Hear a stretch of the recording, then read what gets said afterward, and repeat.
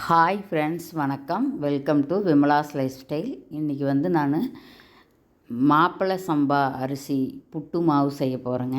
அந்த புட்டு மாவுக்கு நான் அரிசி ஃபஸ்ட்டே அரைச்சி வச்சுட்டேன். ஒரு வீடியோ கூட போட்டிருந்தேன். அந்த வீடியோ டெலீட் பண்ணிட்டேங்க. டெலீட் பண்ண வேண்டிய சூழ்நிலை ஆயிடுச்சு. அதனால் டெலீட் பண்ணிவிட்டு அது ப்ரிப்பரேஷன் ஒரு டைம் போடலாம், திருப்பி போடலான்னு அந்த கிளிப் எடுத்து நான் எடிட் பண்ணி போட்டிருக்கிறேன். மாப்பிள்ளை சம்பா அரிசி புட்டு மாவுங்க. நல்லா அரைச்சிக்கிட்டு வச்சாச்சு.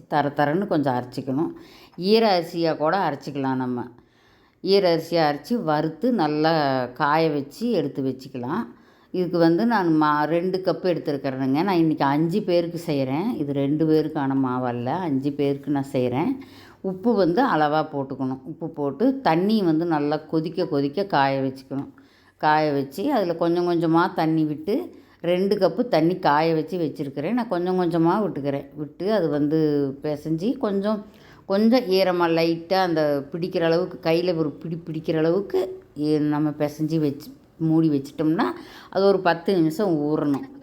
10 நிமிஷம் இருக்கட்டும். அதுக்கப்புறம் தான் நான் எடுத்து இட்லி சட்டி வச்சுருக்கிறேன்.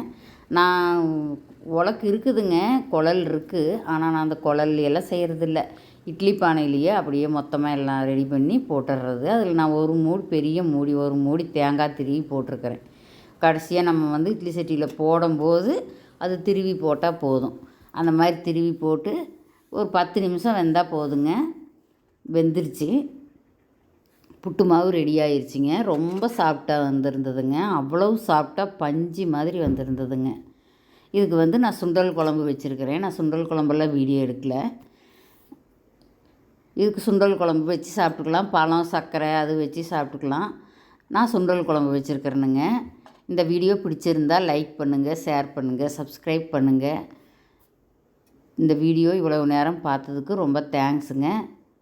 தேங்க்யூ ஃபார் வாட்சிங்.